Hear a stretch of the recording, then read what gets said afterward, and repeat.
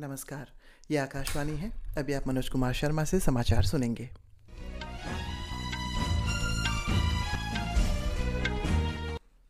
पहले मुख्य समाचार। प्रधानमंत्री नरेंद्र मोदी ने तमिलनाडु में 20,000 करोड़ रुपए से अधिक की विकास परियोजनाओं का लोकार्पण और शिलान्यास किया। जम्मू कश्मीर की सुरक्षा पर उच्च स्तरीय समीक्षा बैठक करेंगे गृह मंत्री अमित शाह। राज्यसभा में दिल्ली की 3 और सिक्किम में 1 सीट के लिए चुनावी अधिसूचना आज होगी जारी। जापान के इशिकावा क्षेत्र में भीषण भूकंप से 48 की मौत, लोगों को अभी घरों में वापस न लौटने की सलाह। और महिला क्रिकेट में भारत और ऑस्ट्रेलिया के बीच तीसरा और अंतिम 1 दिवसीय मैच मुंबई के वानखेड़े स्टेडियम में जारी। अब समाचार विस्तार से।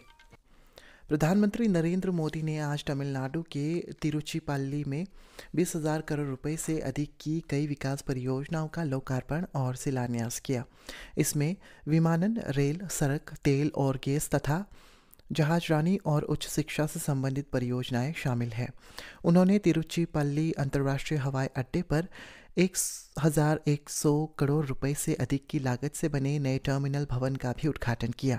इससे पहले श्री मोदी ने आज तिरुचिपल्ली में भारतीदासन विश्वविद्यालय के 38वें दीक्षांत समारोह में भाग लिया। इस अवसर पर प्रधानमंत्री ने कहा है कि भारत आर्थिक विकास के नए कीर्तिमान बना रहा है। उन्होंने कहा है कि पिछले 10 वर्षों में देश में हवाई अड्डों की संख्या 74 से दोगुनी बढ़कर लगभग 150 हो गई है। उन्होंने ये भी कहा है कि 2014 से अब तक देश के प्रमुख बंदरगाहों पर माल ढुलाई की क्षमता भी दोगुनी हुई है। प्रधानमंत्री ने कहा है कि भारत ने विश्व की महत्वपूर्ण अर्थव्यवस्थाओं के साथ कई व्यापारिक समझौते किए हैं, जो भारतीय माल और सेवाओं के लिए नए बाजार खोलेंगे और देश के युवाओं के लिए अनगिनत अवसरों का निर्माण करेंगे।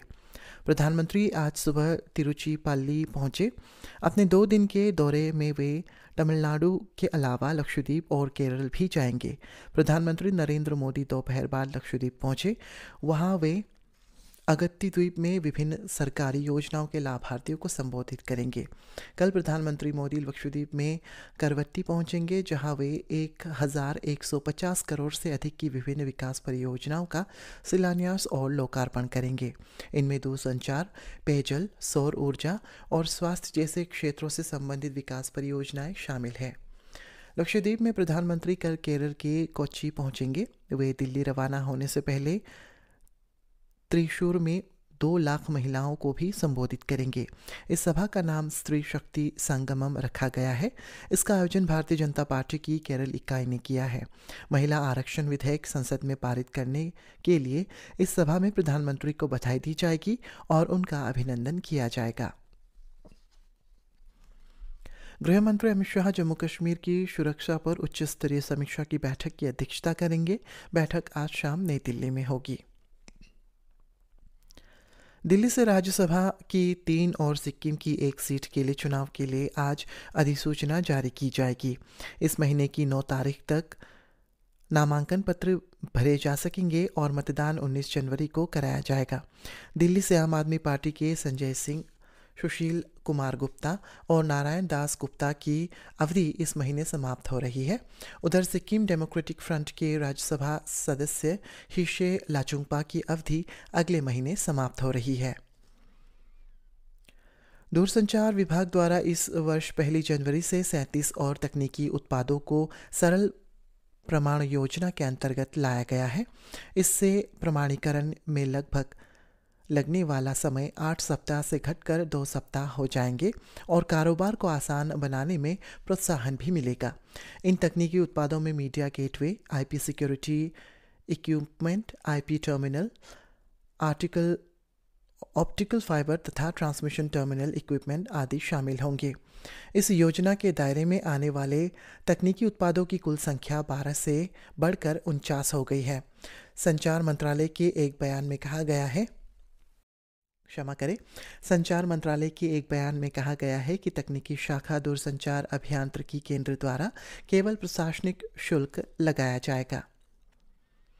चौधरी चरण सिंह हरियाणा कृषि विश्वविद्यालय के उप कुलपति प्रोफेसर BR कंबोज को वैज्ञानिक और कृषि शास्त्र के क्षेत्र में विशेषज्ञ के रूप में उनके योगदान की मान्यता के लिए प्रतिष्ठित MS स्वामीनाथन पुरस्कार से सम्मानित किया गया है। कर्नाटक के राज्यपाल थावरचंद गहलोत ने मध्य प्रदेश के ग्वालियर में राजमाता विजयराजे सिंधिया कृषि विश्वविद्यालय में आयोजित पुरस्कार वितरण समारोह में प्रोफेसर कंबोज को पुरस्कार प्रदान कर सम्मानित किया। MS स्वामीनाथन पुरस्कार के लिए गठित विशेष समिति ने उनकी शानदार उपलब्धियों के लिए प्रोफेसर BR कंबोज का चयन किया। केंद्र शासित प्रदेश जम्मू कश्मीर के विभिन्न जिलों में विकसित भारत संकल्प यात्रा में भीषण सर्दी में भी बड़ी संख्या में लोगों ने यात्रा में भाग लिया। 25 नवंबर 2023 को शुरू हुई यात्रा केंद्र शासित प्रदेश के अनेक पंचायतों, नगर पालिकाओं और गांवों के इलाकों में पहुंची है। दक्षिण कश्मीर के कुलगाम जिले के एक लाभार्थी ने अपने अनुभव साझा करते हुए बताया है कि सरकारी योजना से उनकी जीवन शैली में महत्वपूर्ण सुधार हुआ है। उन्होंने युवाओं से यात्रा में सक्रिय रूप से भाग लेने की अपील करते हुए विभिन्न सरकारी योजनाओं के माध्यम से उपलब्ध अनेक फायदों पर जोर दिया। वहीं गुजरात में विकसित भारत संकल्प यात्रा ने कई उपलब्धियां हासिल की है। संकल्प यात्रा में लोग उत्साहपूर्वक भाग ले रहे हैं। नई पारित भारतीय न्याय संहिता के अंतर्गत विभिन्न प्रकार के जुर्माने लगाने के प्रावधान का विरोध करते हुए कल ट्रकों, टैक्सी और बस ऑपरेटरों ने राष्ट्रव्यापी हड़ताल शुरू की। भारतीय न्याय संहिता के अंतर्गत टक्कर मारने के बाद भाग जाने के मामले में 7 लाख रुपए के जुर्माने और 10 साल की जेल का प्रावधान है। आज दूसरे दिन की हड़ताल में मुंबई के पेट्रोल पंपों पर लंबी कतारें लगी गई। 3 दिन की हड़ताल के कारण आवश्यक फल और सब्जियों की आपूर्ति प्रभावित हो रही है। मुंबई में कल लगभग 1,20,000 ट्रकों, टेम्पो और कंटेनरों में से लगभग 70% मुंबई महानगर क्षेत्र की सड़कों पर नहीं दिखाई दिए।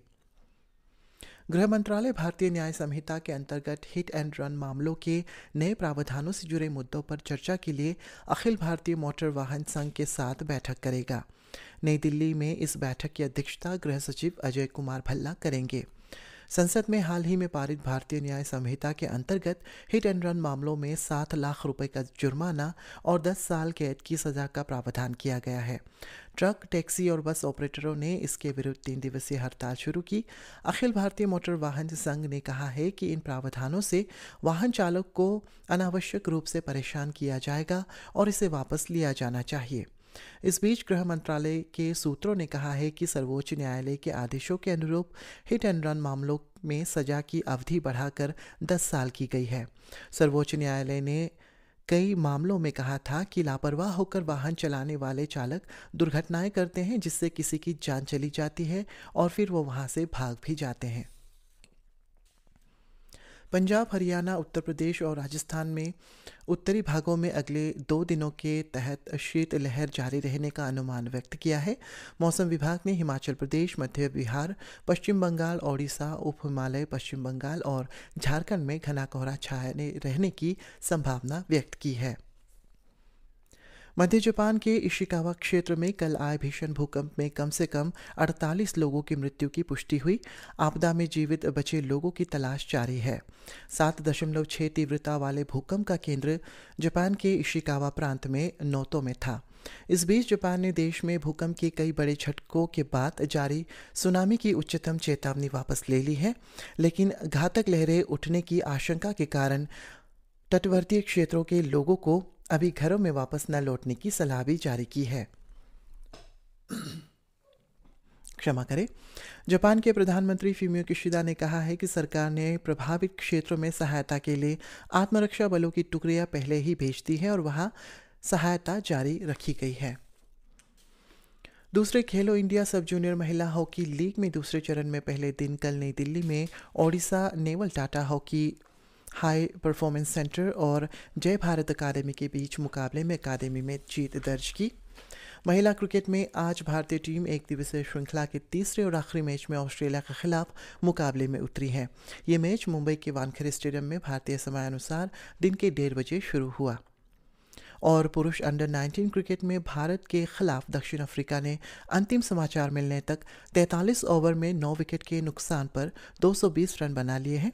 दक्षिण अफ्रीका के जोहान्सबर्ग में ओल्ड एडवर्ड रियडन्स क्रिकेट मैदान में ये मुकाबला हो रहा है। इसी के साथ ये समाचार बुलेटिन समाप्त हुआ। नमस्कार।